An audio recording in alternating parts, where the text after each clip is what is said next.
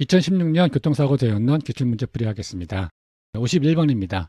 차량 충돌의 종류에 대한 설명으로 틀린 것입니다. 차량이 충돌하는 동안 서로 운동에너지를 교환하면서 충분한 충돌이 이루어지는 경우를 완전 충돌이라고 한다. 맞는 이야기죠. 정면 충돌, 추돌과 같이 무게중심을 향한 충격력에 의해 운동량을 교환하는 충돌을 완전 충돌이라 한다. 맞는 이야기입니다. 충돌하는 동안 양차량 간에 서로 공통 속도에 도달하지 못하는 충돌을 부분 충돌이라고 한다. 맞죠?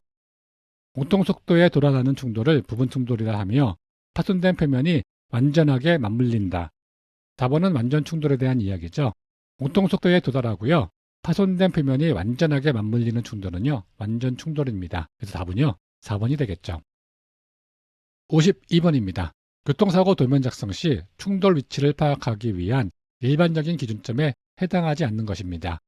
그러면 기준점은요, 고정된 시설물 끝단 또는 쉽게 변하지 않는 교통시설물의 교차점 등이 활용되고 있습니다. 그래서 노면 적화물은요, 위치가 쉽게 변경될 수가 있죠. 그래서 기준점으로 사용되기가 어렵습니다. 그래서 답은요, 1번이 될 것이고요.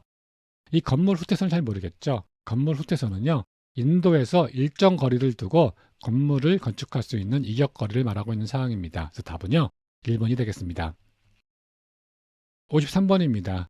가로 안에 가장 적당한 것끼리 짝지어진 것입니다. 차량 충돌에서 탑승자의 운동을 이해하는 뉴턴의 1법칙인 관성의 법칙이고요.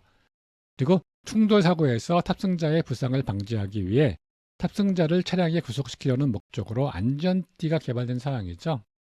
안전띠는요, 탑승자를 구속시켜 탑승자를 부상으로부터 보호하죠. 그리고 에어백은요, 충돌 시 충돌 시간을 늘려줍니다. 그래서 충격력을 감소시켜 탑승자를 보호하는 역할을 합니다.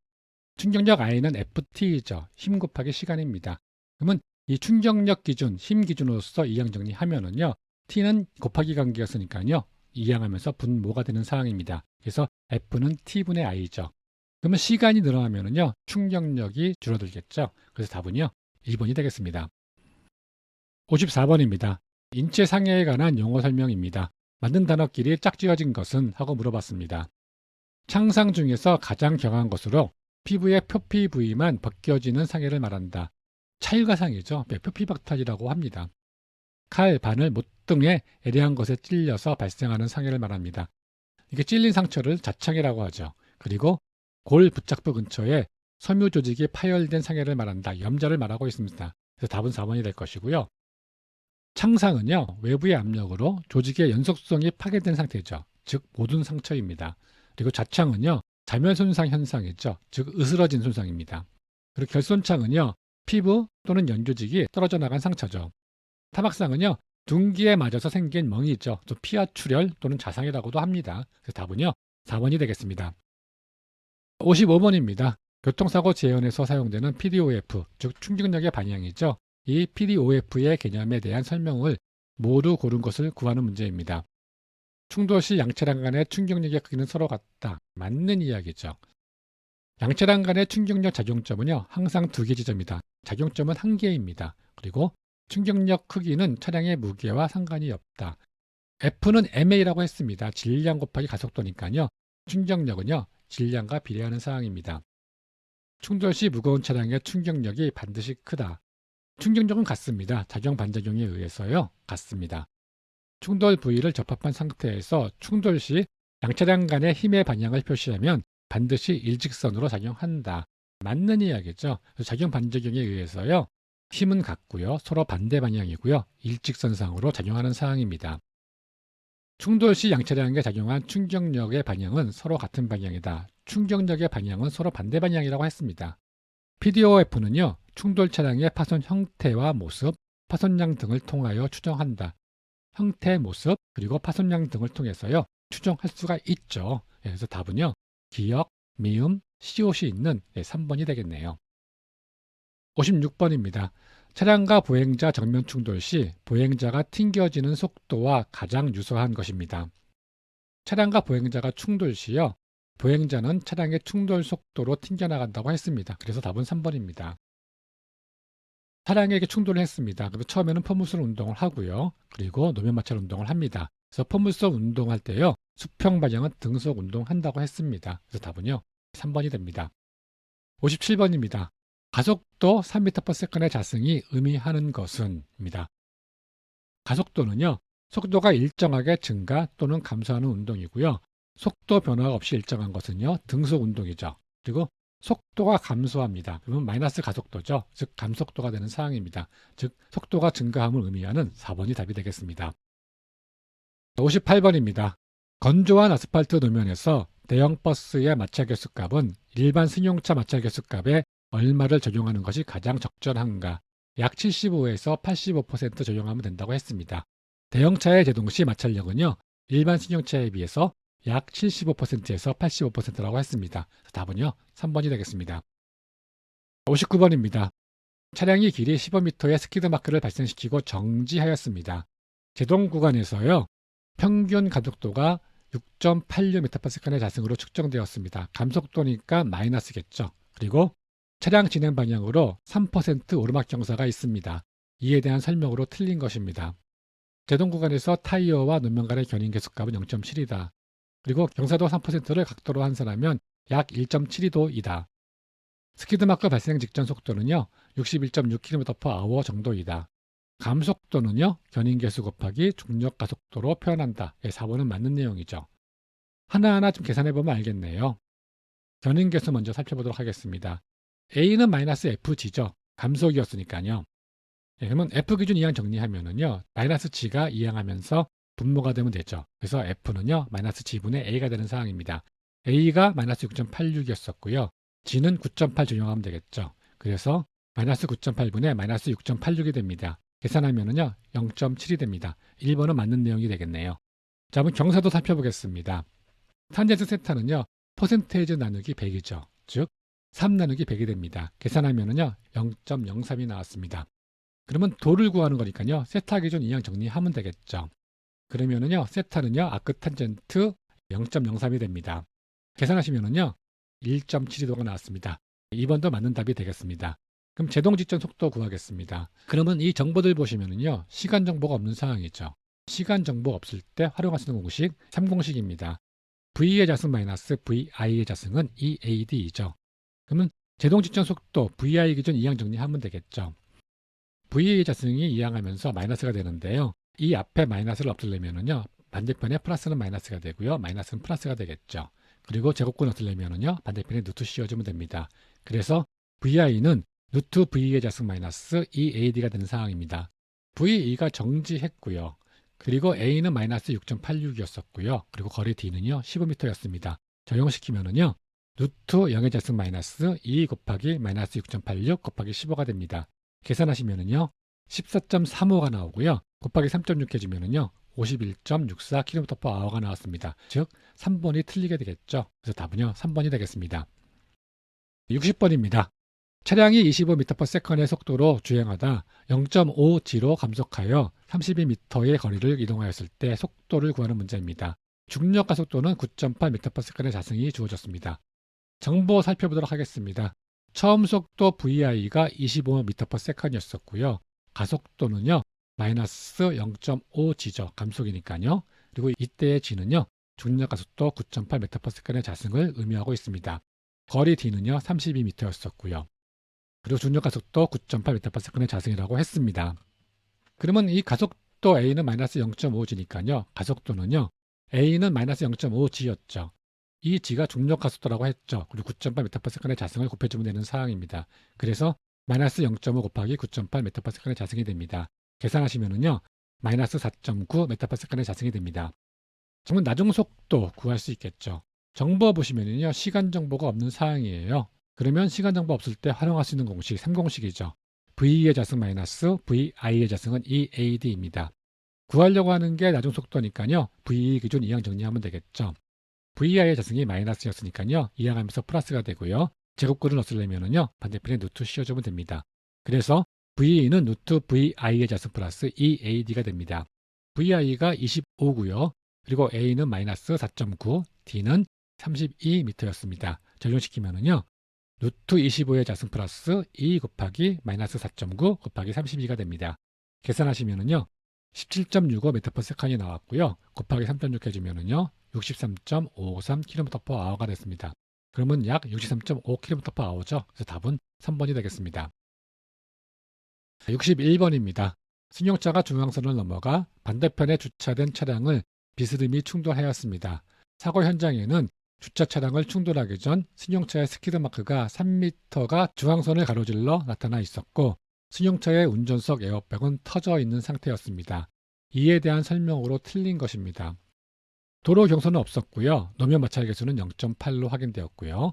승용차 운전석 에어백은 유효 충돌 속도 25km/h 이상에서 작동되도록 설계되었습니다.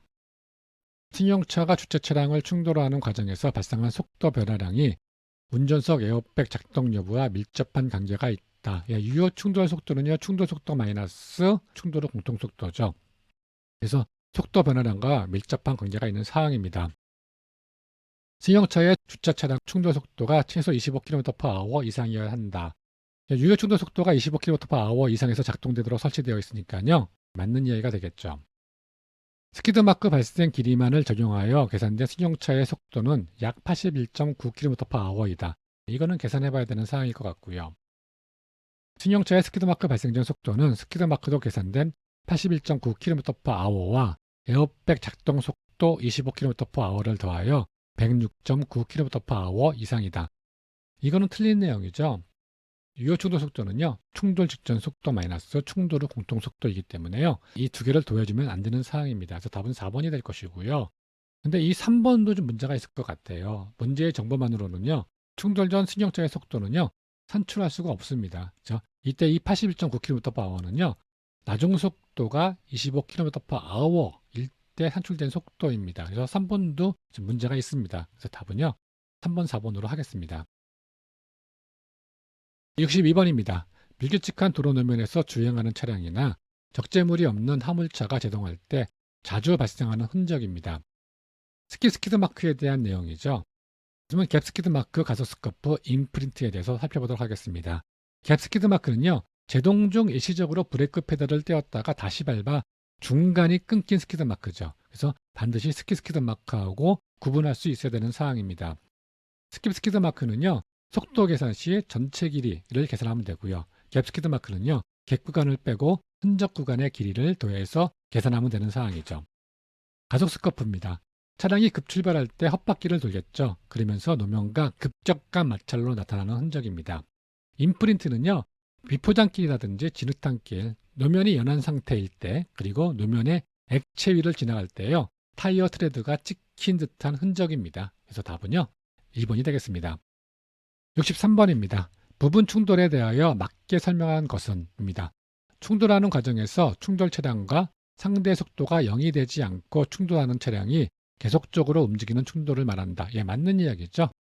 충돌하는 과정에서 충돌하는 차량이 충돌 차량과의 상대 속도가 0이 되는 충돌을 말한다. 상대 속도 0이라는 것은요, 두 차량의 속도가 같다는 의미이죠. 두 물체 간의 속도가 동일해지는 시점에서 운동이 순간적으로 멈춰지는 충돌을 말한다. 이거는 완전 충돌이죠. 최초 접촉 위치와 최대 접촉 위치가 일치하는 충돌을 말한다. 최초 접촉 위치하고 최대 접촉 위치가 일치할 수가 없겠죠. 부분 충돌은 계속 지나가니까요. 상대 속도 0이라는 것은요, 두 차량의 속도가 같다는 의미이죠. 그래서 부분 충돌하고는 상관이 없고요. 부분 충돌은요, 충돌 시 양 차량이 서로 동일한 속도가 되지 못합니다. 그리고 계속 이동하죠. 그래서 파손된 표면이요, 서로 맞물리지 않는 형태로 나타나고 있습니다. 그래서 답은 1번이 되겠습니다. 64번입니다. 충돌 시 차량 회전에 가장 크게 영향을 주는 세 가지 요인은 무엇인가 하는 문제입니다. 충돌 시 차량 회전에 크게 영향을 주는 요인들은요, 충격력의 크기, 충격력 작용 지점, 그리고 충격력 작용 방향, 그리고 차량의 무게중심이 되겠죠. 그래서 답은요, 2번이 되겠습니다. 65번입니다. 편도 3차로 직선 구간에서 ABS를 장착하지 않은 차량이 외부의 충격 없이 급제동하여 좌우측 앞바퀴 스키드마크가 동일한 지점에서 시작되어 점차 도로 우측으로 완만하게 휘어 발생했습니다. 즉 스워브죠. 이와 같은 타이어 흔적의 변형을 초래한 원인으로 가장 타당한 것입니다. 다음은 스키드마크 발생 진행 중에 옆으로 이동하여 곡선 형태를 나타내는 경우는요, 제동 시 핸들 조작, 도로의 횡단 경사, 즉 측면 경사죠. 그리고 옆에서 강한 바람이 불어도 그럴 수 있고요. 좌우측 바퀴의 마찰 계수가 차이가 나도 그럴 수가 있겠죠. 그리고 충돌 시 작용되는 행력 등에 의해서요 곡선 형태로 나타난 상황입니다. 운전자의 해피 조향은요 일반적으로 급격한 방향 전환으로 나타나는 상황이죠. 그래서 답은요 2번이 되는 상황입니다. 66번입니다. 주행하는 A 차량이 주차된 B 차량을 충격하여 아래 그림과 같이 충격력이 작용하였습니다. 충돌 후 차량의 움직임에 대한 설명으로 맞는 것입니다. 그러면 이렇게 보시면은요, 이 점이 무게중심이잖아요. 그러면 A 차량하고 B 차량하고요, 시계 방향으로 회전하느냐, 시계 반대 방향으로 회전하느냐에 대한 문제입니다.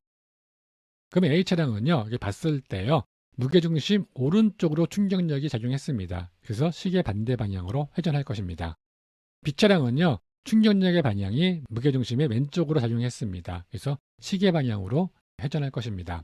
그래서요, 양차량 모두 편심된 충격력을 받기 때문에요, 충돌 후 A 차량은요, 반시계 방향으로 회전하고요, B 차량은요, 시계 방향으로 회전한다가 답이 되겠죠. 그래서 답은 4번이 되겠습니다. 67번입니다. 운동 에너지에 대한 설명으로 틀린 것입니다. 크기만 가지는 스칼라형이다. 에너지는 스칼라형이라고 했습니다. 그래서 맞는 이야기고요. 그 운동 방향과는 무관하고 오직 질량과 그 속력에만 의존한다. 운동 에너지의 식은요. 2분의 1 mv의 자승이죠. 즉 질량하고 속력에 의존하고 있습니다. 크기뿐만 아니라 방향을 동시에 갖는다. 스칼라형이니까요. 방향이 없는 상황이죠. 크기만 갖고 있는 상황입니다. 이거는 벡터에 대한 설명이니까 틀린 이야기가 되겠죠. 그래서 답은 3번이 될 것이고요. 단위는 킬로그램 곱하기 메타의 자승 퍼 세컨의 자승이다. 예, 맞는 이야기죠. 에너지와 1은 크기만 가지는 스칼라형입니다. 그리고 에너지 2는요. 2분의 1 mv의 자승이고요. 에너지는 질량과 속도의 제곱에 비례합니다. 에너지의 단위는요. 에너지는 1과 같죠. 그리고 1은 FD고요. F는 MA니까요. MAD가 되는 상황이죠. 단위는요. 질량인 킬로그램, 그리고 가속도인 메타퍼세컨의 자승, 그리고 곱하기 거리인 미터가 됩니다. 그래서 킬로그램 메타퍼세컨의 자승 곱하기 미터입니다. 그러면 곱하기 미터니까요. 이 미터가 분자로 곱해지겠죠. 그래서 미터의 자승이 됩니다. 그래서 킬로그램 곱하기 미터의 자승 퍼 세타의 자승이 되는 상황입니다. 그리고 힘의 단위는 뉴턴이고요. 거리의 단위는 미터죠. 그래서 뉴턴 미터라고 하고요. 그리고 다 복잡하니까 그냥 줄로 쓴다고 했습니다. 답은 3번이 되겠습니다. 68번입니다. 차량 간의 충돌 특성에 대한 설명으로 틀린 것을 구하는 문제입니다. 충돌 과정에서 운동 에너지의 일부를 소송 변형 에너지로 소모한다에 맞는 이야기죠. 충돌 시 작용하는 힘은 충격력과 마찰력의 합력이다. 충격력하고 마찰력의 합력 맞습니다. 충돌은 운동량을 서로 교환하는 현상이다. 충돌은 운동량을 서로 교환하는 현상이라고 말씀드렸습니다. 충돌 시 반발 현상을 수반하지 않고 접합력만 수반한다. 차량은 충돌하면은요, 반발 현상이 나타나고 있죠. 그래서 답은요, 4번이 되겠습니다. 69번입니다. 보행자 사고 중 골절에 관한 설명으로 틀린 것은 뼈가 부러진 경우나 깨어진 경우이다. 골절에 대한 내용 맞습니다. 골절은 근육의 손상을 전혀 수반하지 않는다. 골절은요, 근육의 손상을 수반하고 있죠. 그래서 답은 2번이 될 것이고요. 폐쇄성 골절은요, 부러짐과 멍, 부종이 발생하기도 한다. 폐쇄성 골절이라는 것은요, 뼈가 부러지면서요, 외피를 뚫고 나오지 않는 그런 골절이죠. 그래서 이 멍과 부종이 발생합니다. 피부의 외상을 동반하기도 합니다. 골절 시 근육과 인대의 손상 또는 내장 손상, 또 찰가상, 타박상 등이 같이 발생할 수가 있는 상황입니다. 폐쇄성 골절은요, 부러진 뼈가요, 피부 밖으로 튀어나오지 않는 경우고요. 개방성 골절은요, 부러진 뼈가 피부 밖으로 튀어나온 경우입니다. 그래서 답은요, 2번이 되겠습니다. 70번입니다. 물체의 충돌 현상에 대한 설명으로 틀린 것은입니다. 충돌 후 운동량의 총합은 반드시 충돌 전 운동량의 총합과 같다. 운동량 보존의 법칙에 의해서 같죠. 충돌 물체에 생기는 속도 변화를 유효 충돌 속도라고 한다. 맞습니다. 반발 계수는 충돌 전 상대 속도나 질량에 관계없이 두 물체를 구성하는 물질에 따라 결정된다. 반발 계수는 두 물체에 구성하는 물질에 따라 결정된다고 했죠. 고무공하고요, 차력을 생각하면 된다고 했습니다. 반발 계수가 클수록 충돌 후 유효 충돌 속도가 커진다. 반발 계수가 커지면은요, 유효 충돌 속도는 작아진다고 했습니다. 유효 충돌 속도는요, 충돌 직전 속도에서요, 충돌 후 공통 속도를 빼주면 되는 상황이죠. 그런데 반발 계수는요, 충돌 전 상대 속도분의 충돌 후 상대 속도입니다. 그래서 반발 계수는요, 0에서 1 사이에 있습니다. 그럼 반발 계수 1일 때와 반발 계수 0일 때를 살펴보면 되겠죠. 반발 계수 1일 때는요, 완전 탄성 충돌이라고 합니다. 그래서 충돌 전 상대 속도하고요, 충돌 후 상대 속도가 같은 상황이죠. 그래서 유효 충돌 속도는요 0이 되는 상황입니다. 그리고 반발 개수가 0인 것은요 완전 비탄선 충돌입니다. 그래서 충돌 후 함께 붙어버리는 거죠. 그래서 충돌 속도하고요 유효 충돌 속도는 같습니다. 그래서 답은요 4번이 되겠습니다. 71번입니다. 타이어 공기압이 부족한 상태에서 급제동 시 발생되는 타이어 흔적의 특징입니다. 스키드마크 잔형이 발생하지 않는다. 스키드마크 잔형은요 공기압하고는 관련이 없습니다. 타이어 트레드 골이 선명하게 발생하고 타이어 트레드 폭과 노면에 발생된 스키드마크의 폭이 동일하다. 타이어 공기압이 부족하면 타이어가 좀 눌리겠죠. 그래서 타이어 폭보다는 조금 넓게 발생할 수가 있습니다. 타이어 트레드 중앙 부분에 의한 흔적이 희미하거나 발생하지 않는다. 예, 답은 3번이 될 것이고요. 타이어 트레드 중앙 부분에 의한 흔적이 짙게 발생된다. 타이어가 눌리기 때문에요. 중앙 부분은 좀 흐리게 나타난 상황입니다. 타이어 공기압이 부족한 상태에서 급제동 시 발생하는 흔적의 특징입니다. 타이어 양 옆쪽으로 압력이 집중되겠죠. 그래서 타이어 트레드 폭보다 넓은 흔적이 발생되고요. 양 옆쪽은 진하고 중앙은 흐린 형태의 흔적이 발생되는 상황입니다. 그래서 답은요. 3번이 되겠습니다. 72번입니다. 사고 차량의 스키드 마크를 최초 발생시킨 지점의 속도입니다. 사고 차량은 길이 20m의 스키드 마크를 발생시킨 후에요. 스키드 마크 끝 지점에서 보행자를 충돌하고 10m를 더 진행한 후 정지하였습니다. 단 차량에 미끄러지는 동안 견인 계수가 0.8이었었고요. 보행자를 충격한 후 정지하기까지 견인 계수는 0.4입니다. 그리고 또한 차량은 보행자 충돌로 인한 감속되지 않았다고 가정합니다. 그러면 정보 먼저 살펴보도록 하겠습니다. 제동을 시작했고요. 그리고 충돌했고요. 그리고 최종 정지를 했죠. 제동부터 충돌까지의 길이는 20m였었고요. 이때 견인 계수는 0.8이고요. 그리고 충돌 후 최종 정지까지 견인 계수는 0.4였었고요. 그리고 길이는 10m라고 했습니다. 이 문제는요. 충돌 시 속도 먼저 구하고요. 그리고 제동 시작 속도를 구하면 되는 사항이죠. 충돌 시 속도는요. 최종 정지했으니까요. 스키드마크 공식 활용하면 되겠죠. V는 루트 2FGD입니다. 충돌 시의 속도를요. 제동 시작점의 나중 속도이기 때문에요. 그냥 V2로 봤습니다. 이때 견인 계수가 0.4고요. G는 9.8, D는 10m였습니다. 적용시키면은요. 루트 2 곱하기 0.4 곱하기 9.8 곱하기 10이 되겠죠. 계산하시면은요. 8.85 ms 나왔습니다. 그러면 제동 시작 속도를 구하겠습니다. 정보 보시면은요. 시간 정보 없습니다. 시간 정보 없을 때 활용할 수 있는 공식 3공식이죠. V의 자승 마이너스 VI의 자승은 EAD입니다. 구하려고 하는 게 VI니까요. VI 기준 이항 정리하고요. 그리고 감속 구간이죠. 감속 구간이니까 A는 마이너스 FG 적용하면 됩니다. 그래서 VI는요. 루트 V의 자승 마이너스 E 마이너스 FG 곱하기 D가 되는 상황이죠. VE가 8.85였었고요. 그리고 F가 0.8, G는 9.8, D는 20m였습니다. 적용시키면은요. 루트 8.85의 자승 마이너스 2 곱하기 마이너스 0.8 곱하기 9.8 곱하기 20이 됩니다. 계산하시면은요. 19.8ms이 나왔고요. 곱하기 3.6 해주면은요. 71.3km/h가 됩니다. 그래서 답은요. 1번이 되겠습니다. 73번입니다. 오토바이 운전자가 충돌로 인해 전방으로 튕겨져 노면에 떨어진 후 미끄러져 정지하는 운동을 근거로 오토바이 충돌 속도를 산출할 때 필요하지 않은 것입니다. 그러면 운전자가 노면에 떨어진 후에요. 미끄러져 정지할 때까지는요. 관성의 법칙에 영향을 받겠죠. 그리고 반발 계수는 영향이 없을 것 같고요. 그러면 처음에 충돌로 인해서요. 처음에 포물선 운동을 하고요. 그러면 노면 마찰 운동을 하죠. 그래서 포물선 운동에 관련이 있고요. 그리고 에너지 보존의 법칙은요. 노면 마찰 운동하고 관련이 있죠. 자, 그럼 반발 계수는요. 두 물체의 충돌 후 반발 정도를 나타내는 계수죠. 그래서 노면에 떨어진 후 미끄러져 정지한 것과는 관련이 없습니다. 자, 운전자는 관성에 의해서요. 충돌 전 진행 방향으로 이동하고요. 튕겨져 나가 노면에 떨어질 때까지 포물선 운동을 하겠죠. 노면에 미끄러지면서 한 일은요. 소모된 에너지죠. 그래서 에너지 보존의 법칙이 적용되는 사항입니다. 답은요. 2번이 되겠습니다. 74번입니다. 교통사고 분석 시 심리적 오류에 해당하지 않는 것을 고르는 문제입니다. 사실과 의견을 명확히 분리시키지 않은 것, 그리고 비약하여 결론 짓는 것, 사고의 발생 요인을 명확하게 구별하지 않는 것. 이 세 가지 부분은요. 심리적 오류 맞죠. 그리고 실증이나 사실을 누락시키지 않는 것. 당연히 실증이나 사실을 누락시키지 않아야 됩니다. 즉 오류가 아니죠. 그래서 답은요. 4번이 되겠습니다. 75번입니다. 인적 요인을 제외했을 때 평지에서 차량의 제동 특성에 대한 일반적인 설명으로 맞는 것입니다. 모든 차량의 제동 거리는 동일하다. 모든 차량의 제동거리가 동일할 수가 없겠죠. 도로면의 마찰력이 클수록 제동거리가 늘어난다. 마찰력이 크면은요, 제동거리가 줄어듭니다. 속도가 2배이면 제동거리도 2배로 늘어난다. 속도가 2배이면은요, 제동거리는 4배로 늘어나죠. 차량의 중량이 무거울수록 제동거리가 늘어난다. 대형 차량일수록요, 제동거리가 늘어나는 사항입니다. 그래서 대형 차량이요, 승용차보다 제동거리가 길고요. 마찰력이 클수록 제동거리가 줄어듭니다. 그리고 속도가 2배이면 제동거리가 4배라고 했죠.